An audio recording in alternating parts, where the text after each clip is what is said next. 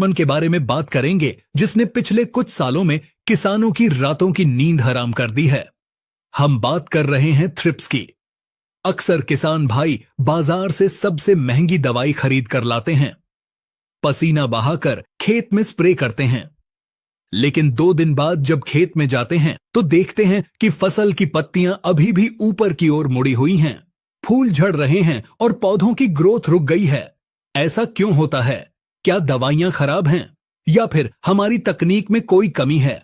आज इस विस्तृत वीडियो में हम थ्रिप्स का पूरा कच्चा चिट्ठा खोलेंगे। हम जानेंगे कि यह कीड़ा पैदा कैसे होता है, यह जमीन के अंदर छुपकर कैसे अपनी फौज तैयार करता है, ब्लैक थ्रिप्स का नया संकट क्या है और जब कोई भी दवाई काम न करे तो इसका पक्का इलाज क्या है। यह वीडियो थोड़ा लंबा होगा, लेकिन अगर आपने इसे पूरा देख लिया और इसमें बताए गए विज्ञान को समझ लिया तो मैं दावा करता हूं कि आपके खेत में थ्रिप्स टिक नहीं पाएगा।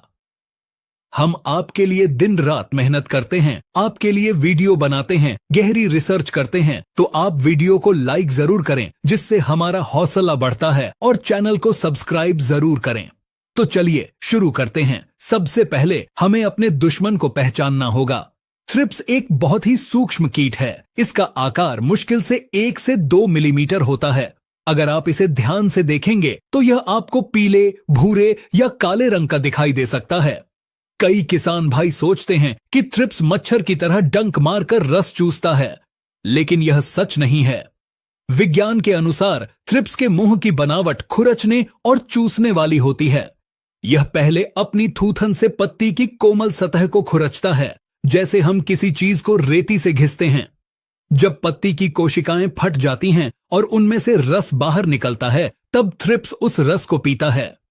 इसी खुरचने की वजह से पत्तियों पर चांदी जैसी चमक या भूरे रंग के धब्बे दिखाई देते हैं। यह धब्बे असल में वो जख्म हैं जो थ्रिप्स ने आपकी फसल को दिए हैं। अब एक बहुत बड़ा सवाल आता है जो अक्सर किसानों को कंफ्यूज करता है। खेत में पत्तियां मुड़ रही हैं तो यह थ्रिप्स है या माइट्स यानी मकड़ी? क्योंकि अगर बीमारी थ्रिप्स है और आप दवाई मकड़ी की डाल रहे हैं तो रिजल्ट 0 मिलेगा। इसकी पहचान का एक बहुत ही सरल थंब रूल है जिसे आप अभी नोट कर लें। अगर आपकी फसल की पत्तियां ऊपर की ओर मुड़ रही हैं, जैसे कि एक नाव का आकार बन गया हो, तो यह 100% थ्रिप्स का हमला है। लेकिन अगर पत्तियां नीचे की ओर मुड़ रही हैं, जैसे कि उल्टा प्याला, तो यह माइट्स यानी मकड़ी का हमला है। यदि आप कमेंट करेंगे तो हम माइट्स पर संपूर्ण जानकारी लेकर आएंगे। ज्यादा से ज्यादा कमेंट होंगे तभी हम इस टॉपिक पर वीडियो बनाएंगे। आज हम सिर्फ ऊपर मुड़ने वाली पत्तियों यानी थ्रिप्स पर चर्चा करेंगे। थ्रिप्स एक ऐसा कीड़ा है जो भेदभाव नहीं करता। यह मिर्च, प्याज, लहसुन, तरबूज, टमाटर, अनार, अंगूर और कपास जैसी लगभग सभी प्रमुख फसलों को बर्बाद करता है। इसका नुकसान सिर्फ पत्तियों तक सीमित नहीं है। जब आपकी फसल में फूल आते हैं तो थ्रिप्स फूलों के अंदर घुसकर बैठ जाते हैं। वे फूलों के कोमल हिस्सों को खा जाते हैं, जिससे फूल सूखकर झड़ जाते हैं। अगर फल बन भी गया तो थ्रिप्स फल की त्वचा को खुरच देते हैं। आपने अक्सर देखा होगा कि मिर्च या तरबूज पर अजीब से खुरदरे निशान बन जाते हैं। ऐसे फलों को मंडी में कोई नहीं खरीदता और किसान का पूरा मुनाफा बर्बाद हो जाता है।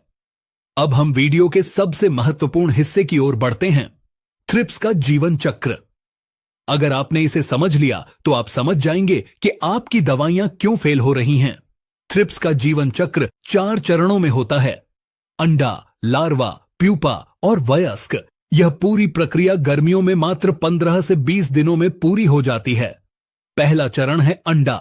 मादा थ्रिप्स अपने अंडे पत्तियों के ऊतकों के अंदर देती है। ध्यान दीजिए, पत्तियों के ऊपर नहीं बल्कि पत्तियों के मांस के अंदर। यही कारण है कि जब आप किसी हल्की दवाई का स्प्रे करते हैं तो वह ऊपर से निकल जाती है और अंडों का कुछ नहीं बिगड़ता। दूसरा चरण है लार्वा। अंडों से निकलने के बाद लार्वा सबसे ज्यादा तबाही मचाते हैं। ये झुंड में रहते हैं और लगातार पत्तियों का रस चूसते हैं। तीसरा और सबसे खतरनाक चरण है प्यूपा अवस्था। यहां पर एक बहुत बड़ा राज छिपा है। जब लार्वा बड़ा हो जाता है तो वह पत्तियों से नीचे गिर जाता है और जमीन के अंदर चला जाता है। जी हां, थ्रिप्स का प्यूपा आपकी फसल की जड़ों के पास मिट्टी में 1 से 2 इंच नीचे जाकर छुप जाता है। इस अवस्था में यह न तो कुछ खाता है और न ही हिलता डुलता है। यह एक समाधि जैसी अवस्था में रहता है।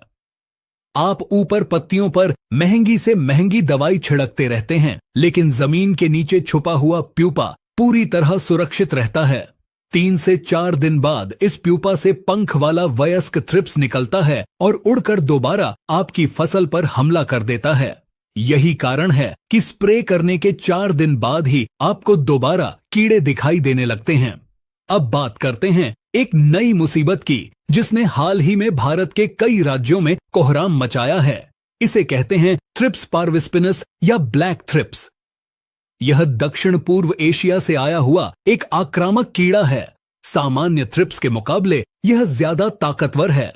इसने हमारी पुरानी दवाइयों जैसे कि इमिडाक्लोप्रिड और एसिटामिप्रिड के खिलाफ प्रतिरोध क्षमता विकसित कर ली है। मतलब यह है कि इन दवाइयों का इस पर कोई असर नहीं होता। ब्लैक थ्रिप्स का सबसे डरावना पहलू यह है कि यह वायरस फैलाता है। जब यह किसी बीमार पौधे का रस चूसता है तो वायरस इसके शरीर में चला जाता है। फिर जब यह किसी स्वस्थ पौधे पर जाता है तो उसे भी वायरस से संक्रमित कर देता है। मिर्च और टमाटर में आने वाला लीफ कर्ल वायरस और स्पॉटेड विल्ट वायरस इसी की देन है। और हम सब जानते हैं कि एक बार खेत में वायरस आ गया तो उसका कोई इलाज नहीं है। पौधे उखाड़कर फेंकने के अलावा कोई रास्ता नहीं बचता।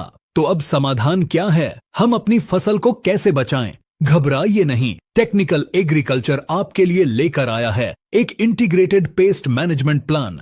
हम इसे 3 भागों में बांटेंगे।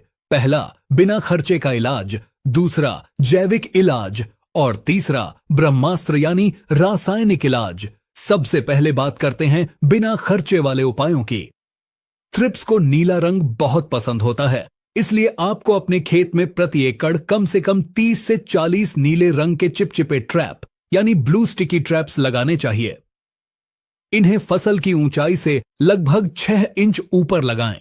जैसे ही थ्रिप्स उड़ेंगे वे इन ट्रैप्स की तरफ आकर्षित होंगे और चिपक जाएंगे।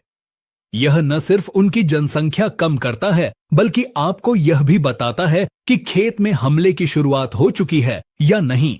दूसरा उपाय है बॉर्डर क्रॉप। अपने खेत के चारों तरफ मक्का या ज्वार की 2-3 घनी लाइनें लगाएं। यह एक दीवार का काम करती है और पड़ोसी के खेत से उड़कर आने वाले थ्रिप्स को आपके खेत में घुसने से रोकती है। अब आते हैं दूसरे चरण पर, जो है जैविक नियंत्रण। अगर थ्रिप्स की संख्या कम है तो रसायनों का प्रयोग न करें। आप नीम तेल का उपयोग कर सकते हैं, लेकिन ध्यान रहे सादे नीम तेल से काम नहीं चलेगा। आपको 10,000 ppm वाला अजाडिरैक्टिन आधारित नीम तेल लेना है। इसकी मात्रा 2 मिलीलीटर प्रति लीटर पानी रखनी है।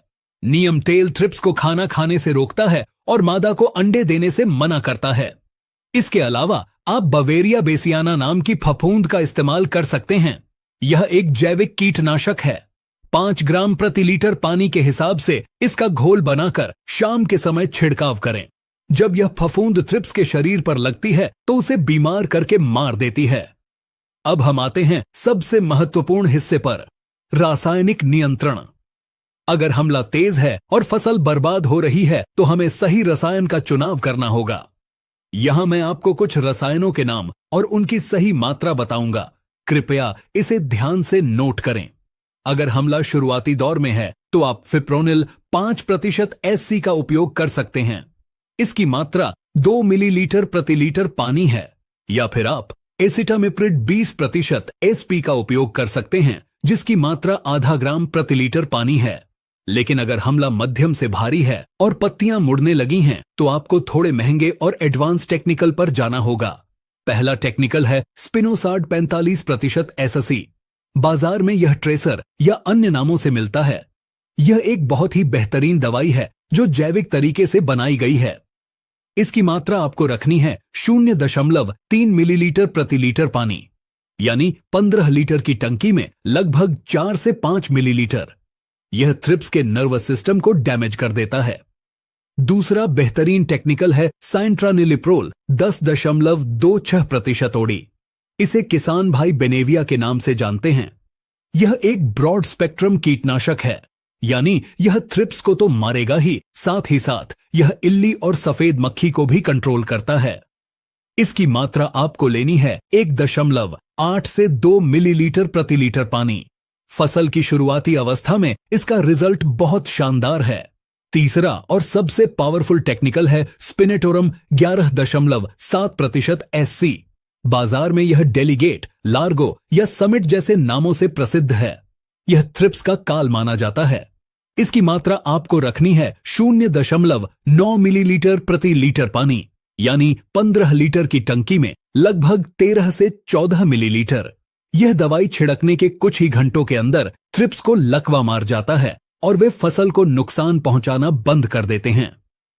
अब बात करते हैं उस स्थिति की जब आपके खेत में ब्लैक थ्रिप्स का भयंकर हमला हो चुका हो और ये सारी दवाइयां कम असर दिखा रही हों। ऐसे समय में आपको नए मॉलिक्यूल्स का इस्तेमाल करना होगा। गोदरेज कंपनी का ग्रेसिया, जिसमें फ्लक्सामेटामाइड 10% है, ब्लैक थ्रिप्स पर बहुत अच्छा काम कर रहा है। इसकी मात्रा 160 मिलीलीटर प्रति एकड़ है। इसके अलावा ब्रोफ्लानिलाइड, जिसे हम सिमेग्रा के नाम से जानते हैं, यह भी एक नया और असरदार हथियार है। और सबसे बड़ी बात जो मैंने आपको जीवन चक्र के समय बताई थी, प्यूपा जमीन में है। तो यहां है टेक्निकल एग्रीकल्चर की प्रो टिप। जिस दिन आप ऊपर पत्तों पर स्प्रे करें, उसी दिन शाम को खेत में क्लोरपाइरिफॉस 20% या थायामेथॉक्सम 25% की ड्रेंचिंग करें। यानी दवाई को पानी में घोलकर पौधे की जड़ों के पास डालें। इससे जमीन के अंदर छुपा हुआ प्यूपा मर जाएगा। जब आप ऊपर से वयस्क को मारेंगे और नीचे से प्यूपा को मारेंगे, तभी थ्रिप्स का जीवन चक्र टूटेगा और आपको 100% रिजल्ट मिलेगा। एक और सावधानी याद रखें, एक ही दवाई का बार बार छिड़काव न करें। अगर आपने आज डेलीगेट डाला है तो अगली बार बेनेविया या ग्रेसिया डालें। टेक्निकल बदलने से कीड़े में प्रतिरोध क्षमता पैदा नहीं होती है। तो किसान भाइयों, यह थी थ्रिप्स के बारे में A to Z पूरी जानकारी। यह लड़ाई आसान नहीं है, लेकिन नामुमकिन भी नहीं है। अगर आप सही पहचान करेंगे, सही समय पर सही दवाई डालेंगे और जमीन के उपचार पर ध्यान देंगे, तो आपकी फसल सुरक्षित रहेगी और आपको रिकॉर्ड तोड़ उत्पादन मिलेगा। खेती में ज्ञान ही शक्ति है और सही जानकारी ही असली बचत है। हम अपने चैनल पर ऐसी ही गहरी और वैज्ञानिक जानकारी लाते रहते हैं। अगर आपको आज का वीडियो जानकारीपूर्ण लगा तो इसे अपने साथी किसानों के साथ शेयर जरूर करें।